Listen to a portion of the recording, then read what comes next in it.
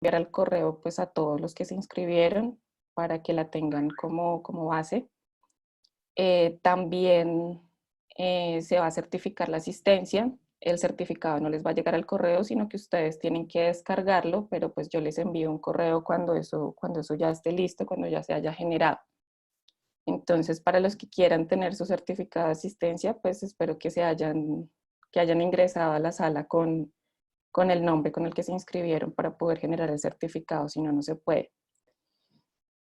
Por otro lado, ya les confirmo si está quedando, sí se está grabando. Entonces esto va a quedar en el repositorio de videos de Rita. Ya ahorita les muestro cómo pueden consultarlo después. ¿Vale?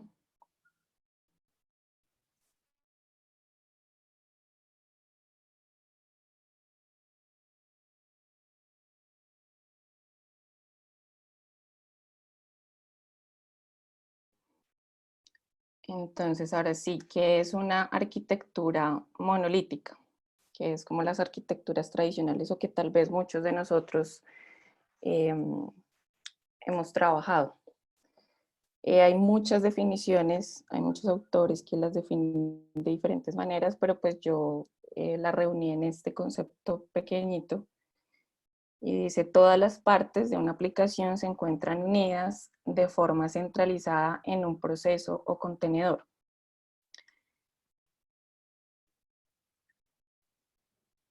¿Sí? Entonces, ¿eso qué quiere decir? Tenemos una capa de frontend o interfaz gráfica de usuario, tenemos una capa de backend o lógica de negocio, tenemos nuestros datos también, nuestra capa de acceso a datos, y todo está en un mismo ambiente, digámoslo así. Una cosa depende de la otra. Si una de esas capas o de esos componentes no funciona o se va a modificar, todo se tiene que modificar, todo se tiene que redesplegar, todo se ve afectado. ¿Sí? Esa es la característica principal de una arquitectura monolítica. Algunos de ustedes de pronto conocen el patrón modelo vista controlador y dirán, eso es, si yo implemento ese patrón, entonces estoy utilizando una arquitectura monolítica o no. Y sí se está utilizando porque pues para los que de pronto han utilizado frameworks como por ejemplo Django, Laravel, CakePHP, pues tienen digamos que aparentemente separadas las tres capas. Entonces tienen su capa de acceso a datos, tienen su capa digamos el controlador, separado de la vista, separada de la capa de acceso a datos, bueno, y sus vistas o plantillas, con un lenguaje de plantillas. Entonces aparentemente no están tan acoplados como por ejemplo un CMS como WordPress, que están mezclando HTML con PHP en un mismo archivo. Eso ya es otro nivel de acoplamiento, ¿sí?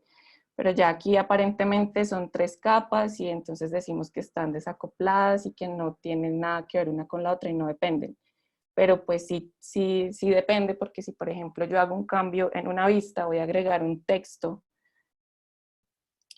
pues tengo que redesplegar otra vez toda la aplicación, todo, así no haya modificado las otras partes, tengo que otra vez redesplegar la aplicación y reiniciar el servidor sobre el que está corriendo, o sea, servidor web, ¿sí? Para que esos cambios se puedan ver. Eso es lo que pasa con un modelo vista controlador. Entonces también se trata de una arquitectura monolítica. ¿Cuándo se utiliza una arquitectura monolítica? Entonces se utiliza, por ejemplo, cuando tenemos un equipo pues pequeño de desarrolladores, pues no es necesario, digamos que no vamos a tener tantas funcionalidades, entonces podemos manejarlo con un equipo pequeño. Cuando se quiere construir, por ejemplo, un MVP, un producto mínimo viable, que si no estoy mal, eso es lo que hacen las startups, pues hacen un producto mínimo viable para aplicar a rondas de inversión o en ese tipo de digamos que de apoyo para las empresas, para las startups. Entonces eso funciona muy bien. Entonces es muy sencillo hacerlo con una arquitectura monolítica. funciona para ese tipo de proyectos.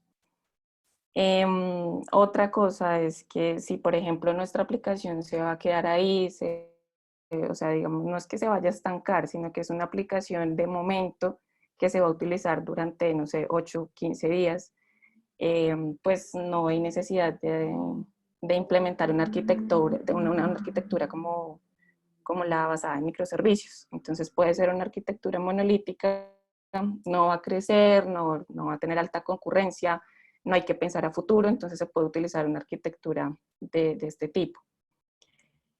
Por otro lado, también, pues más adelante vamos a ver que sí es muy importante tener un equipo de DevOps. Es muy importante tener un equipo de DevOps y pues esa inversión no todas las organizaciones están dispuestas a hacerla. Entonces, bueno, por ese lado, ahí es donde se puede utilizar una arquitectura monolítica.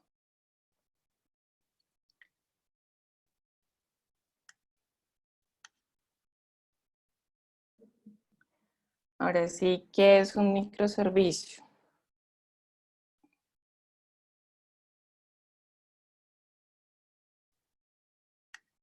Entonces, lo mismo, hay muchísimas definiciones en internet y yo armé esta súper pequeñita.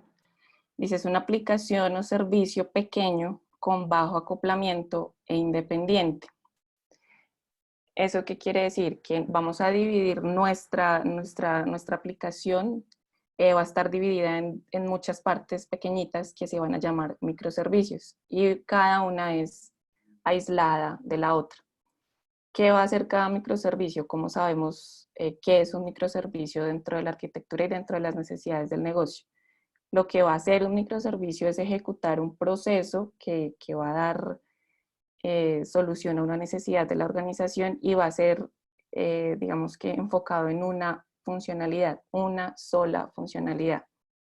No va a ser nada más. Entonces, por ejemplo, si tenemos una tienda y vamos a listar los productos en una aplicación web cliente, vamos a simplemente listar esos productos. Lo que hacemos es crear un microservicio que consulte su base de datos, su propia base de datos y devuelva ese listado. No se va a encargar de borrar, de actualizar, de agregar productos. Solamente va a listar los productos. ¿Sí? Entonces, eso más adelante lo vamos a ver en los principios, que es algo súper importante. Entonces, en resumen, ese es el microservicio. Entonces, esos microservicios se van a comunicar entre ellos y van a tener también comunicación con el cliente, no de manera directa, pero sí van a tener comunicación con la aplicación cliente. Entonces recuerden, ¿no? Cualquier aplicación cliente puede ser una aplicación web, una aplicación móvil, bueno, otro sistema, otro software, otra aplicación de otra organización. También se pueden comunicar entre ellos mismos a través de un event bus, pero eso lo vamos a ver más adelante. Entonces, básicamente es eso, es una aplicación muy pequeña y es independiente de las demás. Hay una definición de la arquitectura basada en microservicios de Martin Fowler. Martin Fowler es un ingeniero de software británico, si no estoy mal, pues que ustedes deberían tener en su radar de consulta si están interesados en estos temas de desarrollo de software, de metodologías ágiles, de arquitecturas de software. Es un buen elemento, ¿sí? Tenerlo por ahí referenciado. Entonces la definición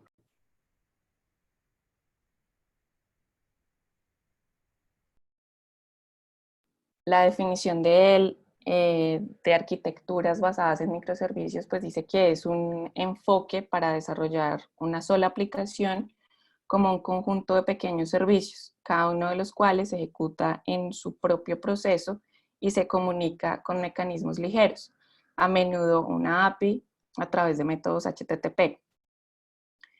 Entonces, generalmente, aquí como se dice, generalmente se hace de este tipo en la comunicación entre los mismos microservicios y entre el microservicio y el cliente, las aplicaciones clientes.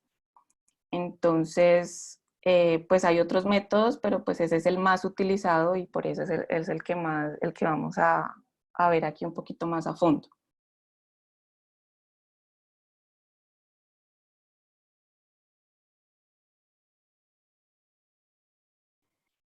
Bueno, ¿cuáles son las características de los microservicios?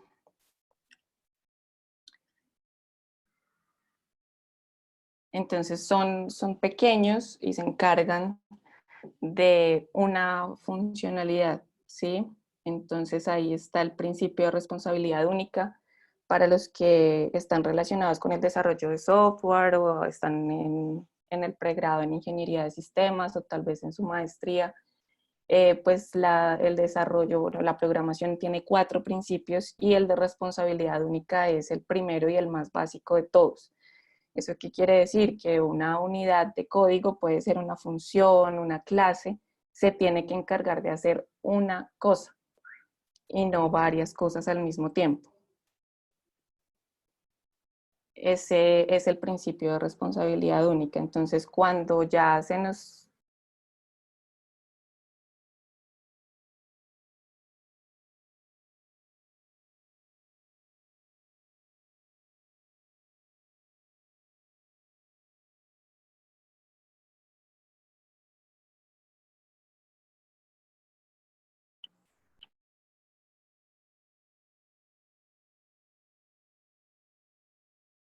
Entonces, ese es el principio de responsabilidad única y pues es una de las características de los microservicios. Son muy pequeños y se encargan de una sola funcionalidad.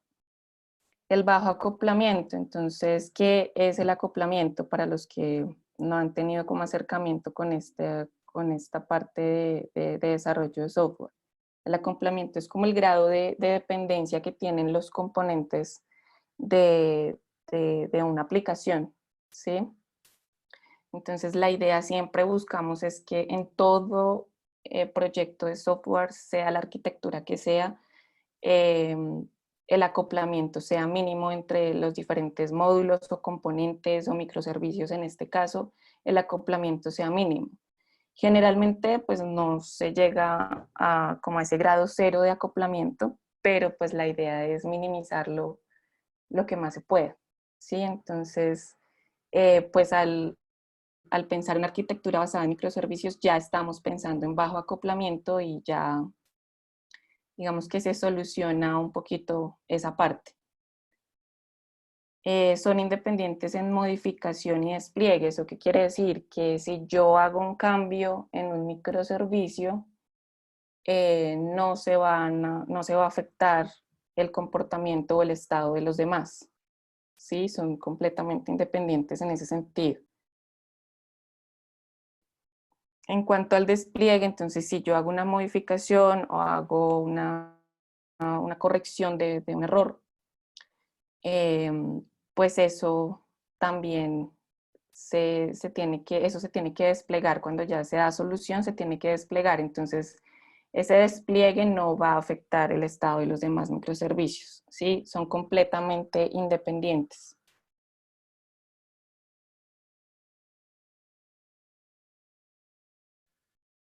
Se comunican a través de APIs muy bien definidas. No dependen de una tecnología.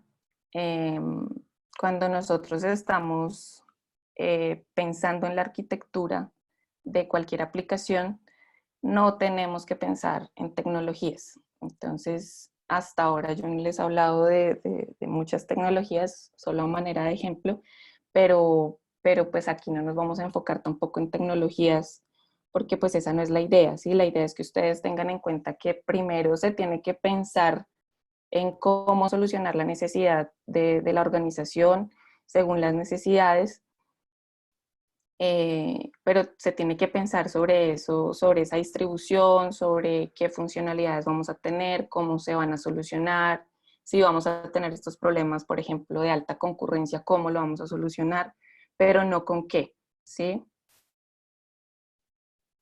Por eso no hay que enfocarse en tecnologías porque pues esto es independiente de tecnología. Ustedes hacen el modelo de su arquitectura y ya después se empieza a buscar cuáles son las tecnologías que se pueden utilizar para suplir las necesidades de esa arquitectura que ya se planteó.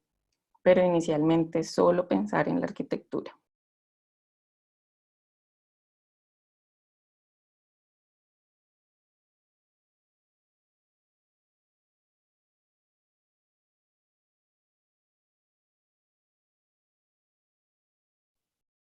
Se consideran arquitectura.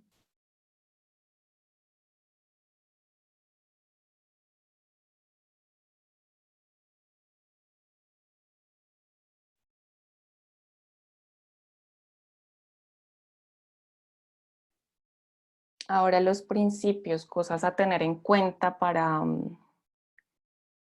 implementar una arquitectura basada en microservicios. Si me quedo, o sea, si no escuchan nada es porque silencié el micrófono porque hay mucho ruido y es para que no interfiera con mi voz y y podamos seguir.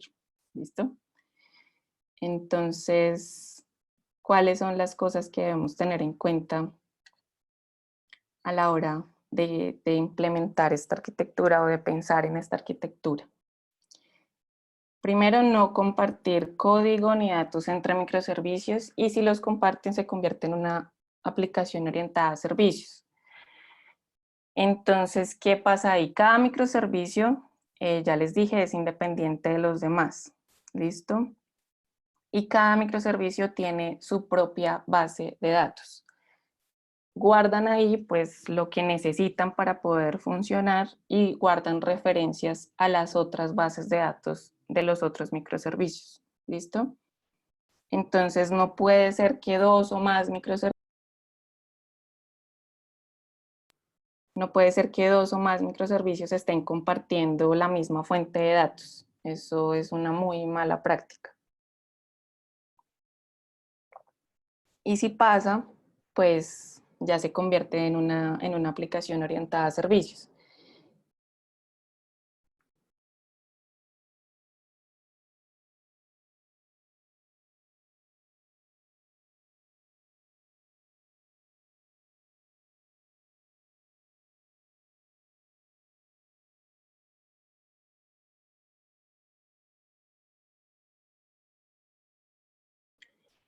Bueno, entonces, ¿cuáles son las diferencias, por ejemplo, con las arquitecturas orientadas a servicios?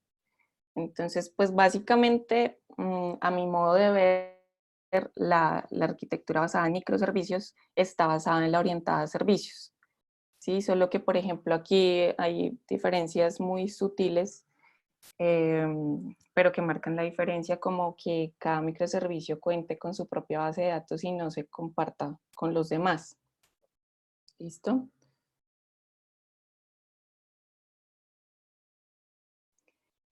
Eliminar el acoplamiento innecesario entre servicios y componentes de software. Entonces, pues ya les conté que era el acoplamiento, entonces tenemos que revisar si un microservicio está dependiendo de otro y eliminar como esa dependencia, porque pues no es recomendable, ¿sí? Porque si hay un fallo en un microservicio, pueden fallar otros si otros dependen de ese, ¿listo? Y pues esa no es la idea, para eso se está implementando este tipo de arquitectura.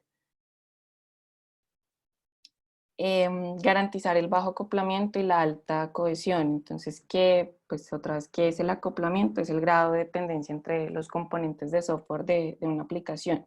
La idea es que eso sea mínimo. Y como ya les había dicho, ese grado pues no llega a cero generalmente, pero sí la idea es mantenerlo en lo mínimo. Y la cohesión es como la medida en que dos o más microservicios, en este caso, pueden trabajar de manera conjunta para tener buenos resultados. Entonces, ese tipo de cosas se logran con las APIs bien definidas que vimos más arriba en las características. Eso se logra así. La idea es que sea muy fácil y rápido que los microservicios se comuniquen entre ellos a través de APIs muy sencillas y fáciles de implementar. Así se logra como esa cohesión. Entonces, siempre en cualquier proyecto de software, no importa si está basado en una arquitectura de este tipo, pues la idea es que el acoplamiento sea mínimo y que la cohesión sea alta. Entonces ahí es cuando hablamos de interoperabilidad. Entonces podemos hacer que otra aplicación, otro sistema, cualquier otro cliente pueda entrar, digamos que pueda comunicarse con nuestra aplicación de manera fácil. Esa es la cohesión. Otro de los principios es la independencia y la autonomía son más importantes que la reusabilidad del código. Entonces, para los que ya saben y que son, que han estudiado pues esto, cosas relacionadas a programación y desarrollo de software, saben que la reusabilidad del código pues es súper importante. Nos han dicho que es muy, muy importante. Entonces nos dicen, por favor, no escriba las mismas rutinas en diferentes puntos de la aplicación porque el día de mañana tiene que hacer una modificación en una de esas rutinas porque ya no se hace así por necesidades del negocio y entonces toca hacer 1000 cambios en, en los 1000 puntos donde está esa rutina. Entonces crea una función, crea una clase y eso se va a reutilizar en los diferentes puntos donde sea necesario y solamente se hace un llamado a ese recurso. Pero pues aquí no funciona igual. Aquí pues dentro del microservicio, mi aplicación pequeñita, microservicio, sí se puede, sí se debería respetar, digamos que ese principio que es la reusabilidad del código dentro de ese microservicio. Pero si, por ejemplo, hay otro microservicio que tiene una rutina que a mí me sirve y que yo la puedo consultar y que si yo hago un llamado o consulto el endpoint, bueno, de alguna manera puedo reutilizar el código y si hago un cambio, entonces solo lo hago en ese microservicio y no en el mío, no. Estamos ahí haciendo algo mal porque estamos subiendo el grado de acoplamiento. Entonces ahí la idea es que la independencia sea como lo más importante y prevalezca ante cualquier cosa. ¿Listo?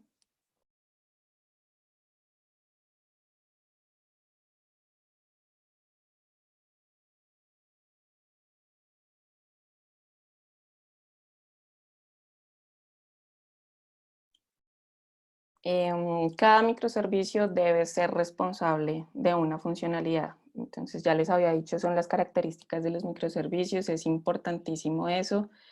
Si ya tenemos un microservicio que está haciendo dos o más cosas, ya eso toca dividirlo y toca, toca separarlo sí o sí.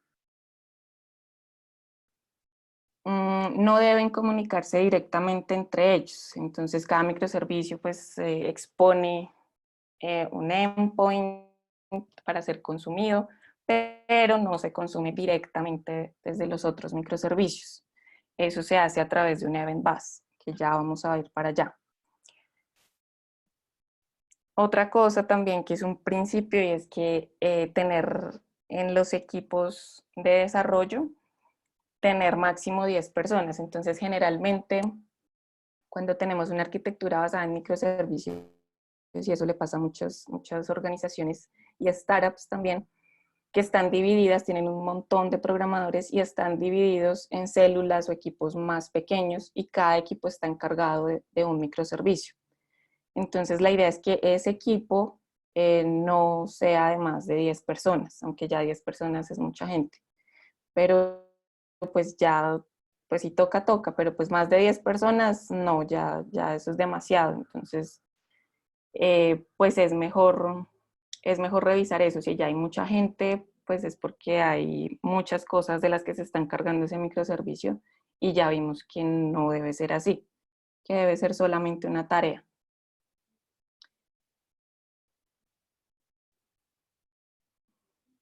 Ahora vamos a ver cuáles son los beneficios de implementar esta arquitectura.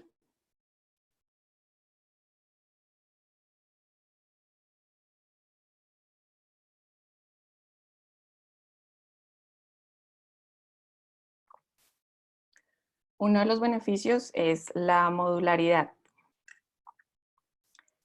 Entonces, ¿eso qué quiere decir? La modularidad siempre en cualquier proyecto de software, siempre nos dicen que dividamos todo en diferentes partes, en diferentes módulos, para que sea mucho más sencillo, digamos, la modificación en el futuro.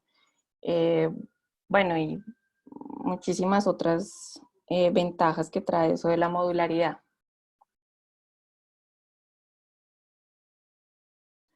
Aquí pues no pensamos en módulos, sino que pensamos más bien en microservicios, pero pues es como, como la misma idea, el mismo objetivo, separar todo en partes más pequeñas y así es como se va a cumplir con todas las necesidades de negocio. Reducción de complejidad del código, entonces claro, al ser aplicaciones más pequeñitas, módulos más pequeñitos, ya la complejidad disminuye muchísimo porque ya no están todas las funcionalidades en un mismo lugar, sino que solamente me encargo de entender una parte que es ese microservicio. No tengo que, o sea, obviamente tengo que tener conocimiento de cómo funciona toda la aplicación en conjunto, pero de manera muy general. Y ya específicamente sobre lo que tengo que modificar, sobre lo que tengo que trabajar, eso pues disminuye muchísimo el tiempo para los desarrolladores. Otro de los beneficios son las actualizaciones sin afectar el resto del sistema. Como ya les dije, pues yo puedo hacer cambios en un microservicio y a la hora de hacer el despliegue no se va a ver afectado el resto de microservicios si tenemos o si hemos respetado la parte de bajo acoplamiento, ¿sí? Entonces, eh, podemos tener un beneficio por ese lado si respetamos eso. La fiabilidad, entonces, es otra de las cosas, otro beneficio. Entonces, es la reducción en probabilidad de error en una sección no relacionada. Entonces, por ejemplo, si yo voy a modificar un microservicio, si ningún otro depende de ese, pues no se va a generar un fallo en otro lugar por la actualización que estoy haciendo, ¿sí? Entonces ya no hay tanta probabilidad de que algo falle si hago una modificación en un microservicio. Solamente se estaría afectando el estado de ese microservicio.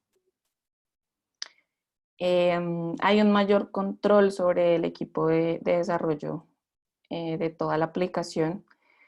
Pues claro, al tenerlos divididos en diferentes equipos más pequeños, pues el control es mucho más sencillo de todos los desarrolladores. Es un despliegue independiente, entonces se pueden estar desplegando microservicios y no hay, o sea, no afectan los demás. Otro de los beneficios es la escalabilidad. Entonces, primero, pues, ¿qué es la escalabilidad? Hablamos tanto de escalabilidad y que nuestra aplicación es escalable, pero ¿qué es? Entonces, es como la capacidad de nuestra aplicación o sí, de nuestra aplicación para poder adaptarse a situaciones que tal vez no estaban contempladas, ¿sí? Entonces, por ejemplo, cuando el número de usuarios crece o cuando hay muchas más transacciones de las que normalmente se realizan, o cuando la base de datos empieza a crecer y se empiezan a presentar problemas de rendimiento, entonces es eso, es la capacidad que tiene nuestra aplicación para adaptarse a esas nuevas necesidades que surgen y pues se puede hacer de manera vertical o de manera horizontal. Entonces esa escalabilidad de manera vertical se hace eh, agregando componentes de hardware. Entonces se le agrega memoria, se le agrega disco duro, pues para resolver esa nueva necesidad, ¿sí? Pero pues es, casi todas las organizaciones tienen problemas con el presupuesto. Entonces, si hacemos solo escalamiento vertical, pues eso no lo van a probar y si nuestra arquitectura solo soporta ese tipo de escalamiento, pues adivinen qué pasa. Entonces, esa no es la única opción. Entonces, también está el escalamiento horizontal, que es en lo que se basan esta arquitectura de microservicios. Entonces, si hay una necesidad, como las que ya les comenté, entonces solamente se agregan nodos adicionales y se empieza a, digamos que a redireccionar la carga, la sobrecarga a otras instancias de esos mismos microservicios, ¿sí? Que sale muchísimo menos costoso. Ahora, no es que nunca se tenga que hacer un escalamiento o vertical, pero pues sí hay que hallar un equilibrio entre esos dos, escalabilidad vertical y horizontal, pero pues es mejor que se pueda escalar horizontalmente hasta donde más se pueda para disminuir los costos de la organización. Otro de los beneficios pues es la innovación. Es posible practicar o poner a prueba nuevas tecnologías.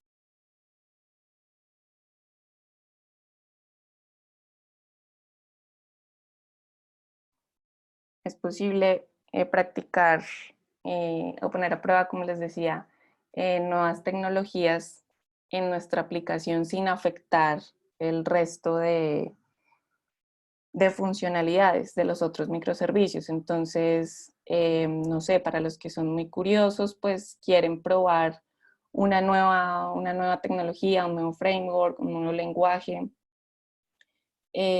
pues es súper útil la arquitectura basada en microservicios porque crean un nuevo microservicio con esa nueva tecnología y la ponen a prueba. Entonces, esa es como una de las ventajas. Entonces, no tenemos que esperar, por ejemplo, en arquitecturas monolíticas, si todo está hecho con lo mismo, entonces no podemos incluir nuevas tecnologías o nuevos lenguajes, por ejemplo. Si todo está en el mismo lenguaje, no podemos agregar un nuevo lenguaje. Bueno, sí, o sea, son ese tipo de cosas para los que son curiosos, que les gusta probar las nuevas tecnologías. Es una buena, sí, es una buena, una opción que brinda la arquitectura basada en microservicios. Fácil adaptación por parte de nuevos integrantes en el equipo de desarrollo. Ese es otro beneficio. Si yo, por ejemplo, soy nueva en, en una nueva empresa cualquiera, desarrolladora, y seguramente voy a un a un equipo de desarrolladores y están trabajando bajo la metodología, bajo esta arquitectura, pues va a ser mucho más fácil para mí adaptarme porque solamente me voy a enfocar en entender un microservicio y modificar ese microservicio y sin tener como tanto miedo de que voy a afectar el resto de los microservicios o que pues todo se va a caer si hago algo mal, si hago algo mal. Entonces, digamos que esa adaptación para los nuevos integrantes es un gran beneficio porque eso significa dinero para cualquier organización. El tiempo que un nuevo desarrollador se demore en adaptarse a la aplicación que se está desarrollando, pues eso son pérdidas. ¿Listo? Tiempo de lanzamiento en el mercado, eso también es un beneficio como para las startups. Vi que alguien por ahí estaba trabajando en startups o estaba creando una o iba a crear una, algo así en el formulario de inscripción. Entonces, pues esta puede ser también una buena opción si se comienza con una arquitectura de este tipo, que pues es muy flexible, se van a hacer cambios muchísimo más rápido porque no hay que esperar que otra parte esté realizada para poder ver mis cambios o no hay que esperar el despliegue de otro microservicio para poder ver lo nuevo que yo hice.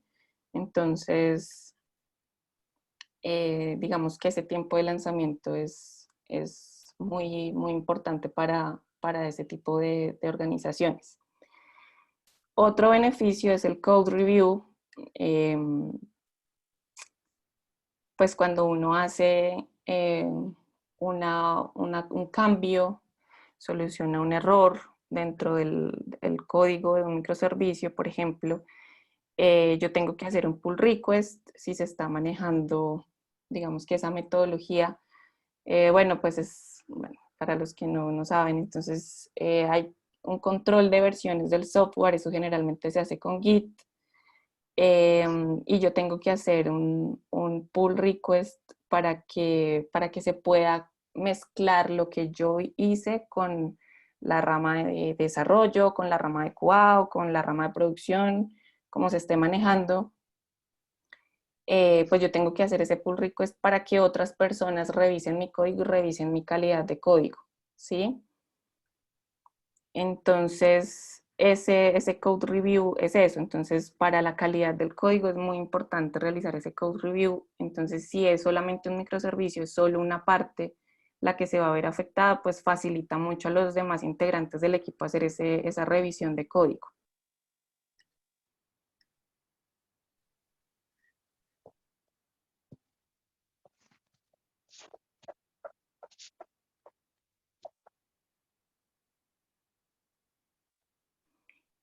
Porfa, ¿alguien tiene el micrófono habilitado para que porfa todos verifiquen que está deshabilitado?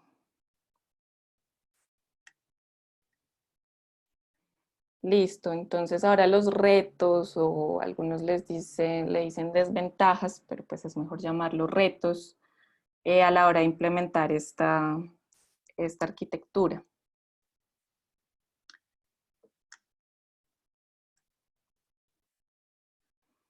Dentro de los retos está el alto consumo de memoria, la complejidad en la gestión de un gran número de servicios. Digamos que cuando se está empezando, pues bueno, tener 2, 3, 5, 10 microservicios, pues no representa mucho problema.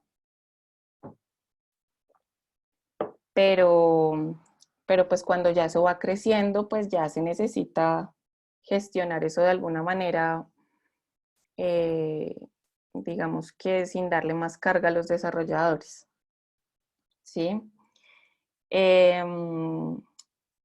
Uno de los retos entonces ahí es contratar personal para la solución de problemas de latencia o de balanceo de cargas. Entonces, ¿qué es el balanceo de cargas? Es como una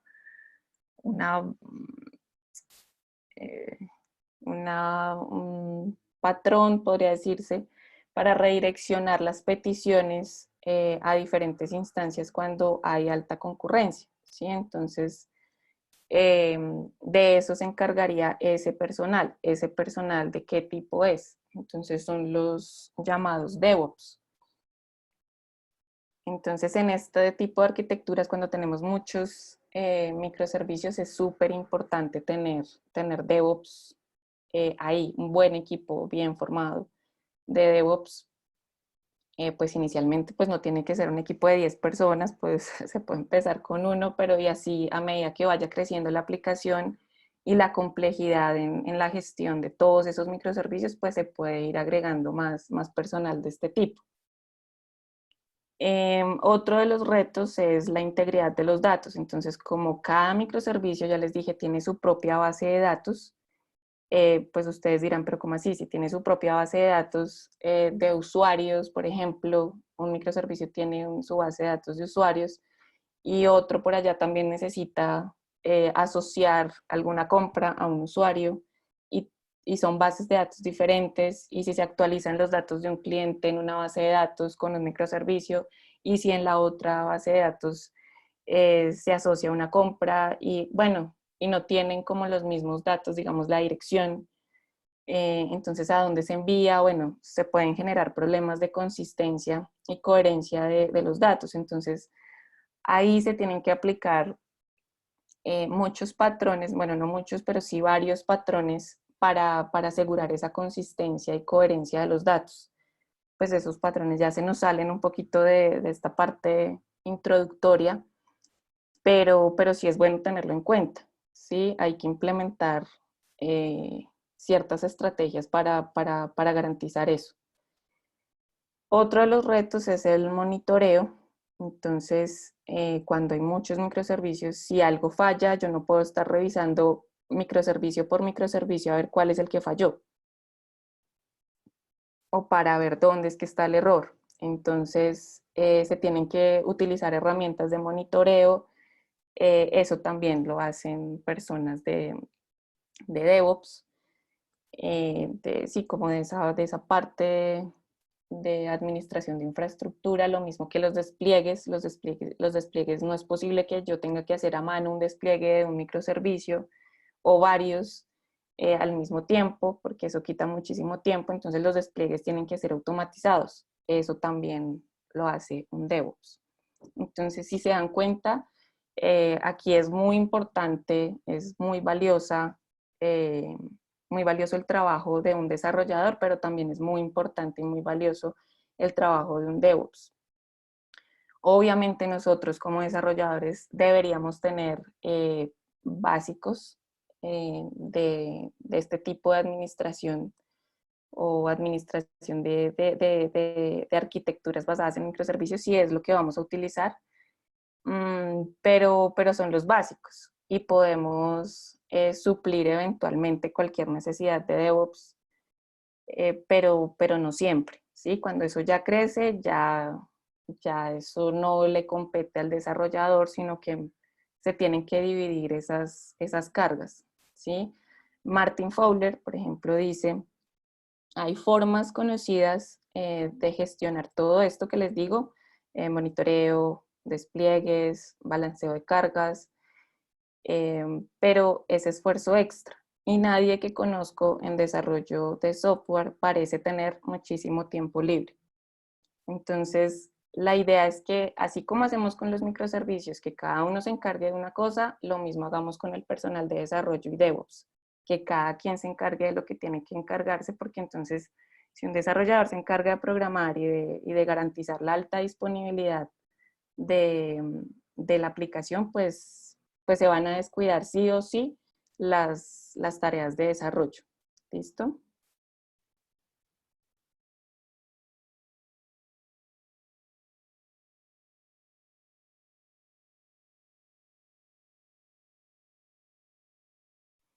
Las malas prácticas o creencias de las arquitecturas, de la implementación de arquitecturas basadas en microservicios. Entonces, una de las malas prácticas o una creencia que se tiene es que se resolverán mágicamente las malas prácticas de desarrollo. Entonces, no. Sí, vamos a tener todo muy modularizado, se va a disminuir el acoplamiento, eso se va a solucionar de cierta manera, pero no completamente. Un desarrollador tiene que respetar los 4 principios de la programación, tiene que hacer test unitarios, bueno, según las necesidades de la organización, pero pues para mí mínimo test unitarios, test de integración mínimo, y así se asegura pues que lo que se está haciendo va a funcionar, ¿sí? Y bueno, la parte del code review, no es que porque estemos implementando esta arquitectura, entonces vamos a olvidarnos de la calidad del código y de ese code review que es tan importante para nosotros mismos como desarrolladores, porque pues si aquí alguno ha desarrollado, pues sabe que lo que escribe hoy dentro de unos 4 meses ni se acuerda de qué es de qué es lo que hace ese trozo de código. Entonces la idea es programar para nosotros mismos en unos meses o para gente nueva que vaya a ver nuestro código más adelante. ¿Sí? Entonces, no es que esta arquitectura ya nos solucione todos esos problemas. No es necesaria la comunicación entre equipos de desarrollo. No, mal. O sea, todos los equipos de desarrollo dentro de una organización tienen que establecer comunicación. Entonces, así como un microservicio tiene que comunicarse con otro de alguna manera, no directamente, pero de alguna manera, pues los equipos de desarrollo también tienen que establecer esa comunicación entre ellos para poder llevarla a la implementación en la comunicación entre microservicios. Enfocarse únicamente en las tecnologías que se van a utilizar, entonces súper importante, no hay que viciarnos con las tecnologías, entonces no podemos estar pensando en tecnologías mientras estamos definiendo la arquitectura de nuestra aplicación. Eso es una muy mala práctica, ¿sí? Así como cuando uno se sienta a echar código sin pensar antes qué es lo que tiene que hacer, eso es una muy mala práctica.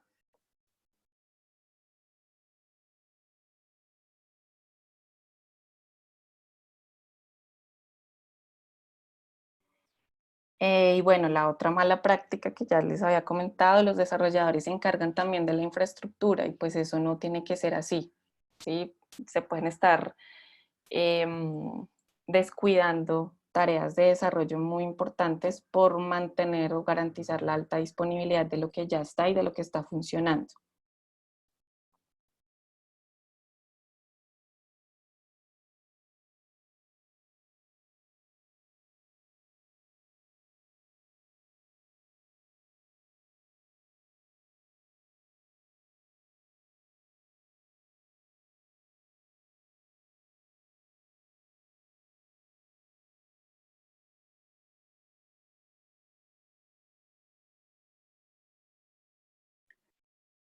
Bueno, ahora sí entramos como a los componentes de este tipo de arquitecturas, que pues ya les había comentado a mi modo de ver, son 4. Está el API Gateway, Authentication Service, el Event Bus y RESTful APIs, que son lo que generalmente se está utilizando para la comunicación entre microservicios y la comunicación de estos con los clientes. Entonces aquí vemos una pequeña figurita, un pequeño diagrama.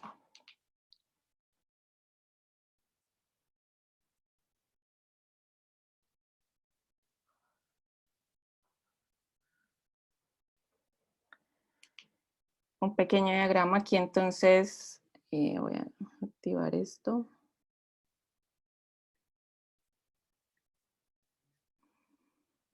Aquí entonces ustedes pueden ver aplicaciones clientes. Aquí hay un chatbot, hay una aplicación móvil y hay una aplicación web. Pues para que ustedes sepan que no es solamente un cliente el que se podría estar comunicando con nuestro servidor, ¿sí? Entonces, aquí también vemos entonces la parte del servidor, toda la parte de arquitectura que está basada pues obviamente en microservicios. Aquí está el API Gateway, ¿sí? Que ya más adelante los vamos a ver cada uno por separado. Por aquí está el Authentication Service, que resulta ser un microservicio eh, y ya vamos a ver cuál es la funcionalidad. Y aquí hay un microservicio A, un microservicio B, un microservicio C y un microservicio D, cada uno con su base de datos, y si se dan cuenta no todos utilizan el mismo motor ni el mismo tipo, no todas son relacionales. Y por aquí está el Event Bus.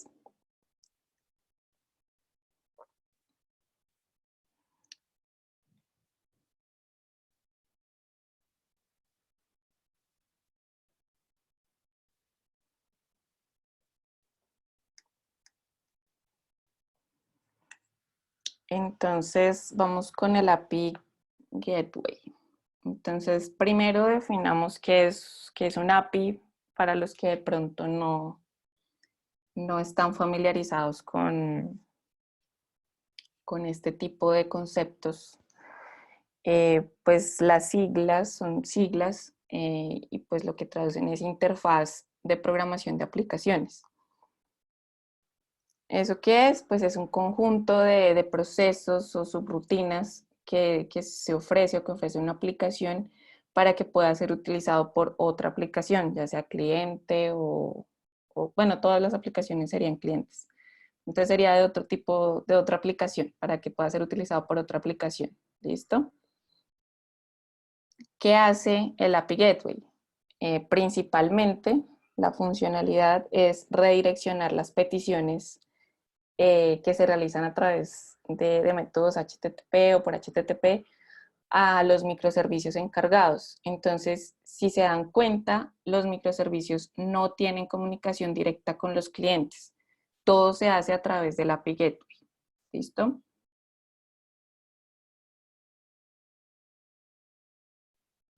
Ahí también, pues no solamente se encargaría el API Gateway de redireccionar, sino también de establecer un balanceador de carga cuando la concurrencia es mayor de la que normalmente se recibe.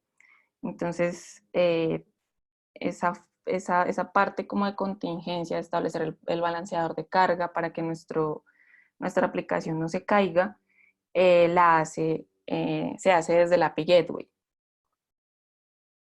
Una cosa muy importante cuando se está implementando esta parte de la arquitectura es que el API Gateway solamente se encarga de redireccionar. Él no tiene conocimiento de qué hace cada microservicio, no. Esa lógica de negocio está solo para los microservicios. Cada quien está encargado y cada quien sabe qué es lo que tiene que hacer, pero el API Gateway no sabe. Él simplemente sabe que hay endpoints expuestos por cada microservicio y ya. Y no sabe a dónde redireccionar cada una de las peticiones del cliente.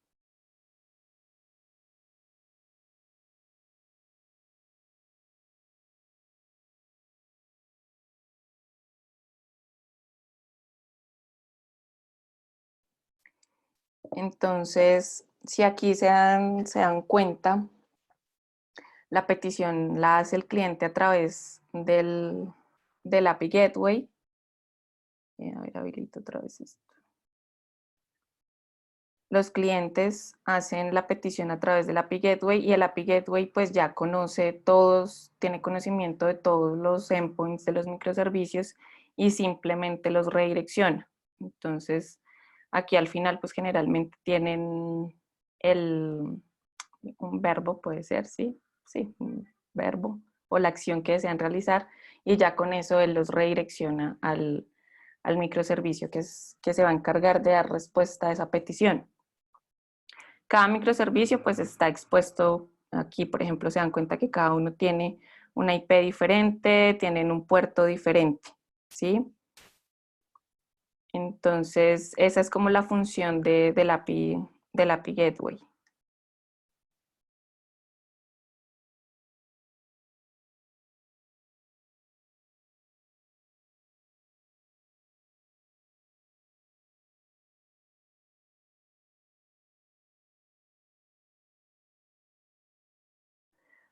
Ahora, ¿por qué no se hace la comunicación directa entre microservicios y los clientes y las aplicaciones clientes?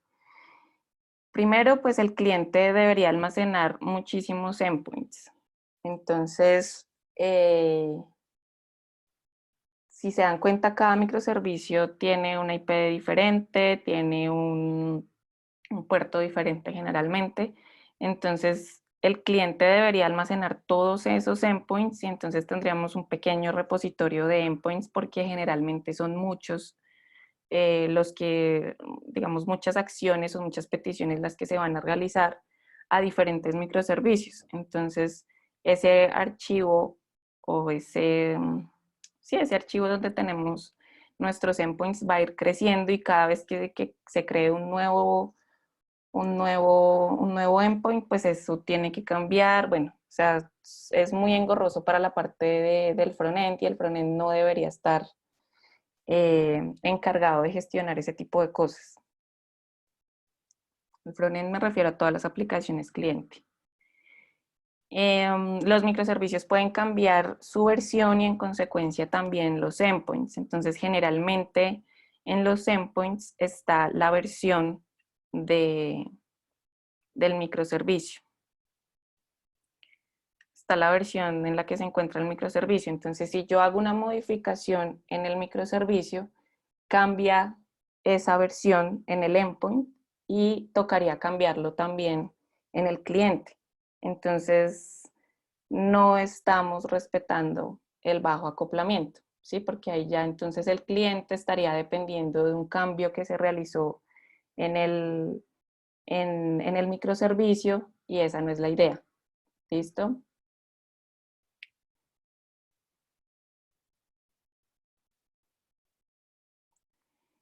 Los servicios expuestos públicamente corren mayor riesgo de ser atacados. Bueno, pues eso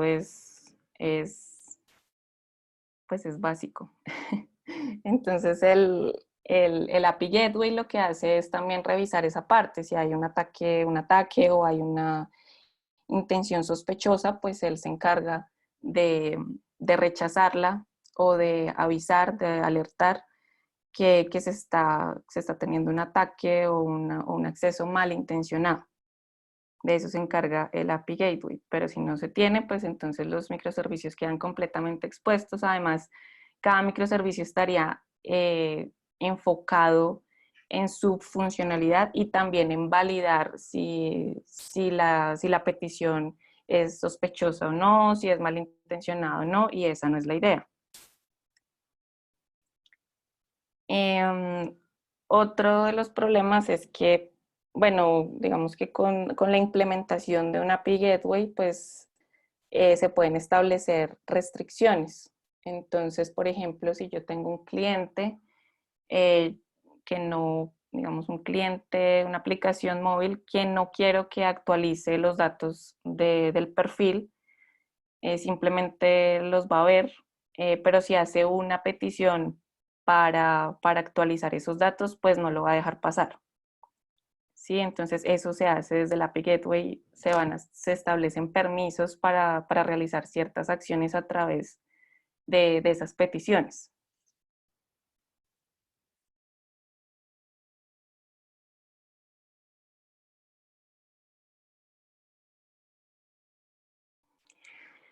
El Authentication Service es pues muy básico, es otro microservicio y que deberían tener pues todas las arquitecturas basadas en microservicios para poder, digamos que validar cada uno de los clientes.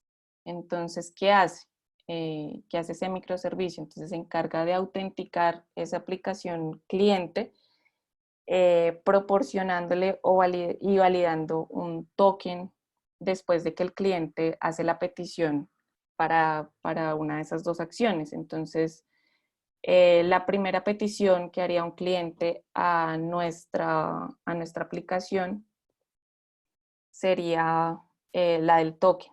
¿Sí? Pues generalmente se hace con un token, entonces por eso lo pongo así acá. Entonces sería la petición del token y ese token va a ir después en cada una de las peticiones que se hace a la aplicación después y a los microservicios.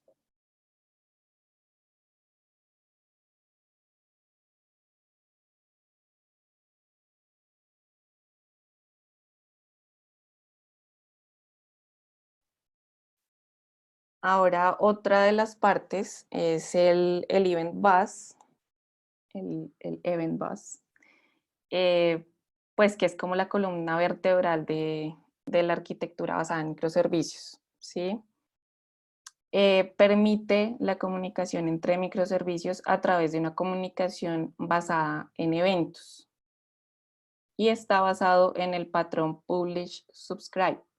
Ese patrón es muy parecido al patrón observador, que ahorita no recuerdo si es comportamental, yo creería que sí es un patrón comportamental el observador, y es muy parecido a este, Publish, Subscribe. Entonces, ¿qué es lo que pasa? Yo no hago una petición directa desde mi microservicio a otro microservicio. Eso no se hace así, se hace a través del Event Bus. Entonces, por ejemplo, aquí en este caso,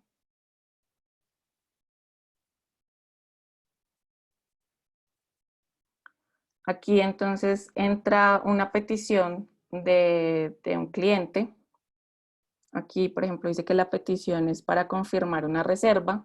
Entra, pues, bueno, después de entrar por el API Gateway, entonces llega aquí al microservicio. En el microservicio, pues, se hace la validación, bueno, todo lo que tenga que ver con la reserva, con la confirmación de la reserva. Se almacena en una base de datos, en su propia base de datos, Y después, entonces, cuando ya todo está perfecto, entonces se publica un evento. Se publica un evento de reserva confirmada en el Event Bus. ¿Listo?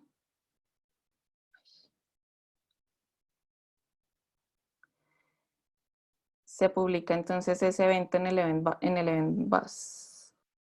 Eso queda como en una cola y queda ahí, digamos, suspendido para el que lo quiera recibir. Entonces, ¿eso cómo se hace? Pues los microservicios que estén interesados en ese evento, que cuando ese evento se dispare, se tienen que suscribir. ¿Cómo? Pues eso ya depende de cada tecnología que vayamos a utilizar. Pero se va a suscribir, se va a implementar entonces ahí el patrón Publish Subscribe.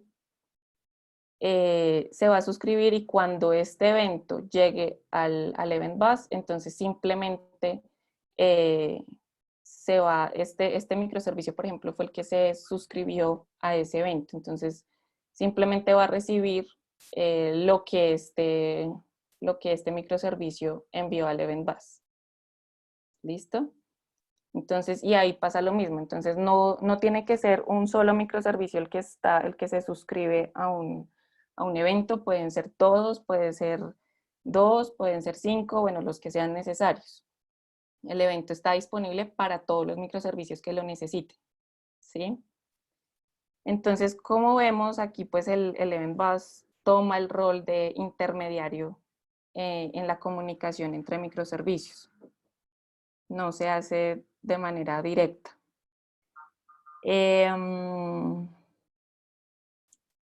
Hay algo muy importante y es que pues el microservicio que publica el evento no, digamos que no sabe cuáles otros microservicios necesitan de ese evento o están esperando ese evento y tampoco sabe qué se va a hacer con ese evento que él emitió, ¿sí? O que él publicó. Él solamente se encarga de que, o sea, de asegurarse, se asegura de que el evento está en el Event Bus y ya. De ahí para allá él no sabe más. ¿Listo? Entonces es súper importante el event Bus.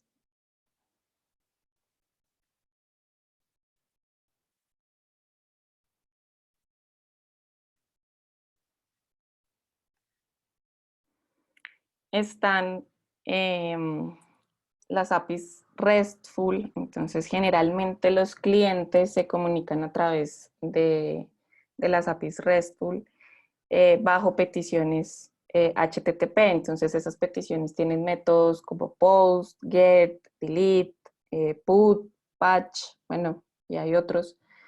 Se comunican de esa manera. Entonces las peticiones se hacen a los endpoints y teniendo en cuenta esos verbos.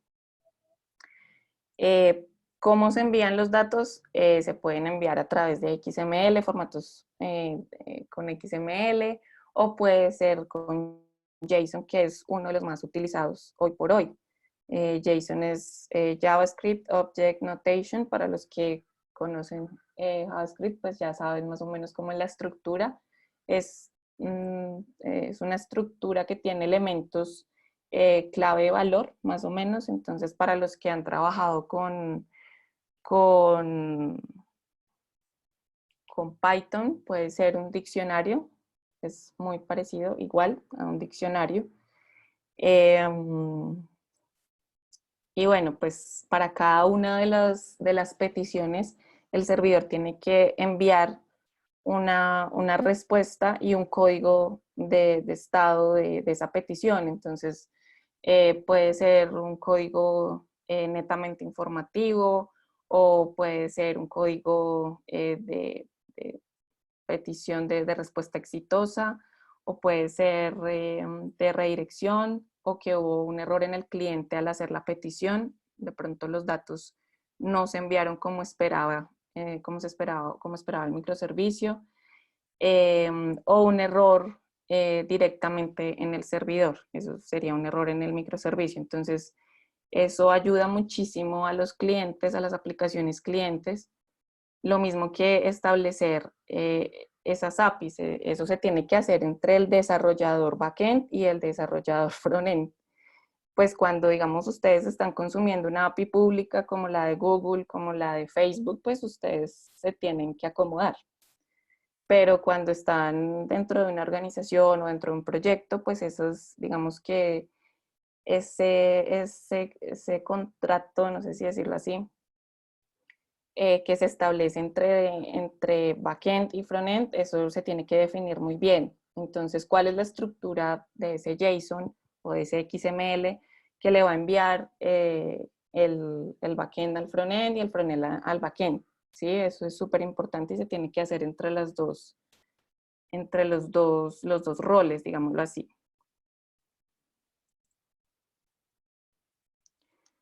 Hay otra cosa en cuanto al despliegue, y eso no lo agregué aquí a la presentación. Pues la idea es que todos estos microservicios estén lo más aislados posible, ¿sí? Eso estoy diciendo desde que empezamos. ¿Eso cómo se logra? Entonces hay como dos métodos, tal vez hayan más, pero pues esos son los que yo conozco, a través de máquinas virtuales, creación de máquinas virtuales, o a través de contenedores. Ya qué se va a utilizar, qué tecnología se van a utilizar para cada uno, pues eso ya eso depende como del presupuesto, de las necesidades de la organización, en fin. Entonces, pero esas son como las dos metodologías o, sí, metodologías de despliegue de esta arquitectura. Y pues que obviamente estaría una parte a cargo de los desarrolladores y una parte a cargo del equipo de DevOps. A manera así como de conclusión, pues, pues primero pues espero que les haya gustado pues la información que preparé para ustedes o toda esta presentación que preparé, que les haya servido. Y pues nada, o sea, si van a trabajar con una arquitectura basada en microservicios, hay que tener muy en cuenta los retos que les dije. Eh, Se pueden ir por una arquitectura monolítica, no es un pecado irse por esa arquitectura, pero pues sí hay que evaluar muy bien las necesidades de negocio, ¿sí? Y pues la escalabilidad que va a tener eso a futuro, ¿sí? Para ver si se van por una arquitectura monolítica o una basada en microservicios. Eh,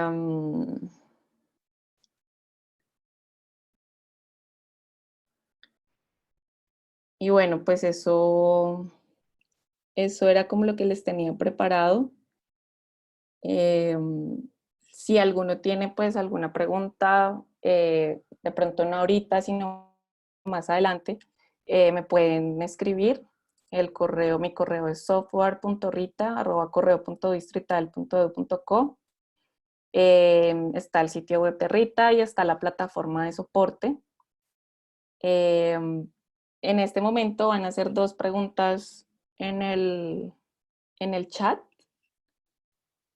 pues como para evaluarme a mí o para evaluar la capacitación. Entonces, para que por favor le respondan ahí en el chat.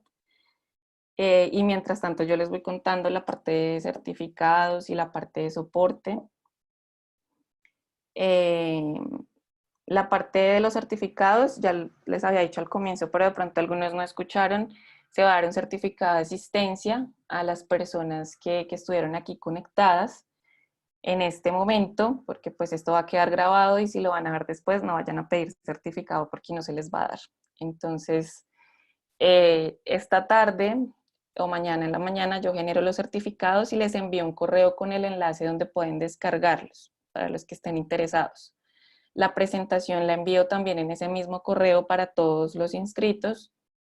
Y lo mismo, si tienen alguna duda o quieren una asesoría, no solo de este tipo de, digamos, en este tema de arquitecturas basadas en microservicios, sino en cualquier otra cosa de programación, dudas puntuales, pues también yo puedo asesorarlos. Em,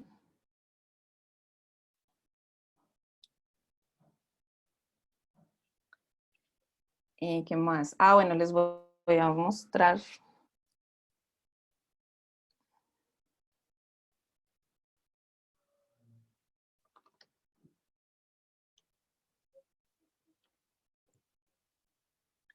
Aquí es donde quedan almacenados, digamos que todas las capacitaciones que se han hecho hasta el momento.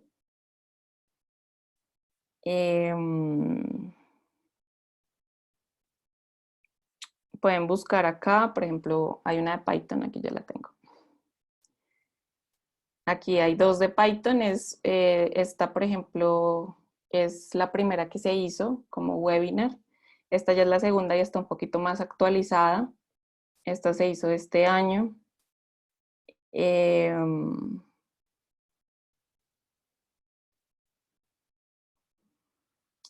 ¿Qué otras cosas? Hace 8 días se realizó una capacitación también sobre Smart, bueno, no me acuerdo. Aquí está.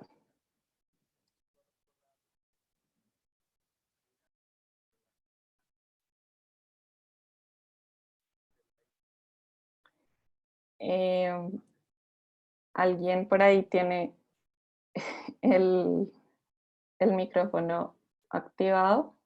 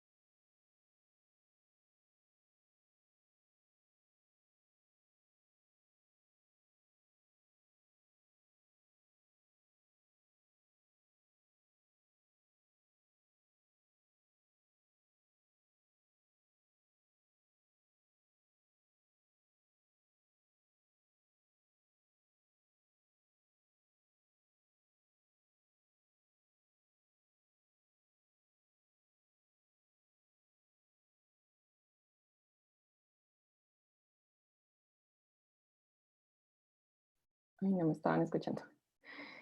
Pueden ingresar al sitio de Rita, aquí en servicios, certificados, y aquí ingresan su documento y ya pueden, ahí aparecerá el certificado.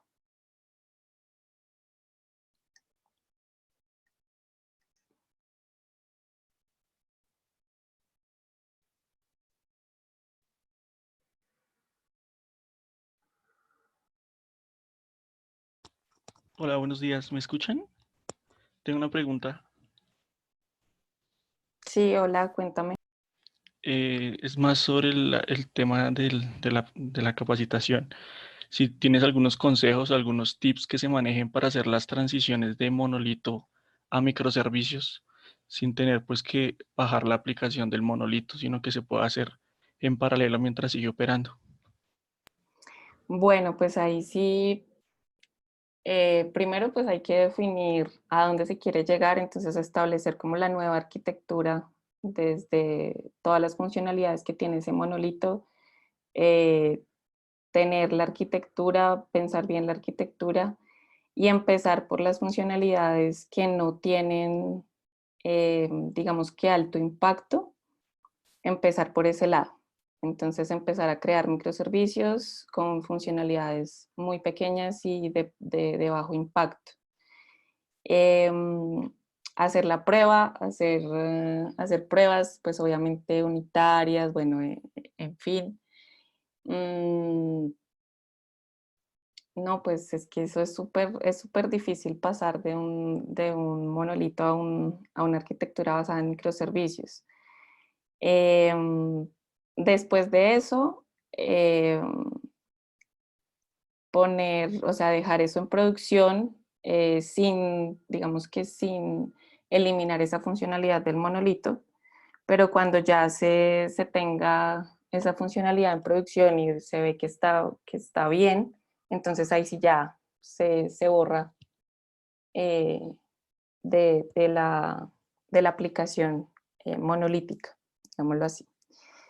Entonces, sí, es por partes, es por etapas, y la clave de todo es como la organización. De pronto, si tienen un arquitecto que los guíe, pues es muy bueno tener a alguien que ya sepa y que guíe a todos los desarrolladores, eso es muy, muy importante. Si no, pues no, ahí ya toca por partecitas, como te digo, como clasificar las funcionalidades, bajo impacto, impacto medio y ya alto impacto, y ahí sí ya se hace, se, se hace, mm, se hace como esa transición. Sí, pues esta capacitación era muy teórica. em, Porque pues sí siento que es muy importante, a veces muchos de nosotros como desarrolladores nos sentamos y es echar código y sin tener ningún tipo de conocimiento de la tecnología que estamos utilizando, de la arquitectura a la que le estamos metiendo mano. Entonces sí, la idea es tener esa teoría muy clara, que ustedes de pronto profundicen un poquito más en los conceptos que vimos hoy. De pronto sí hacemos más adelante una capacitación un poco más práctica, de pronto no con un ejemplo, sino para que todos estemos eh, programando o ya en acción y no tan teórica, pero pues sí es muy importante y siempre digo eso, es que hay que tener un background teórico bien formado para sentarse a implementar. Entonces, bueno, pues muchísimas gracias a todos por su tiempo. Eh, y pues nada, pues en otra oportunidad nos veremos. Eh,